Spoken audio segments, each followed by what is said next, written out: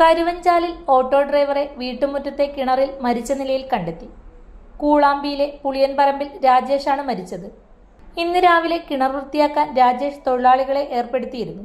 ഇതിന്റെ ഭാഗമായി പുലർച്ചെ 4-ന് മോട്ടോർ ഉപയോഗിച്ച് വെള്ളം വറ്റിക്കാൻ ശ്രമം തുടങ്ങി.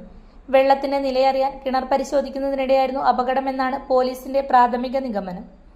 രാജേഷിനെ കാണാതായതിനെ തുടർന്ന് വീട്ടുകാർ നടത്തിയ തിരച്ചിലിലാണ് കിണറിൽ മൃതദേഹം കണ്ടെത്തിയത്. ഫയർഫോഴ്സ് എത്തിയാണ് മൃതദേഹം പുറത്തെടുത്തത്. പോസ്റ്റ്മോർട്ടം നടപടികൾക്കായി പരിയാരത്തെ കണ്ണൂർ ഗവൺമെന്റ് മെഡിക്കൽ കോളേജ് ആശുപത്രിയിലേക്ക് മാറ്റി.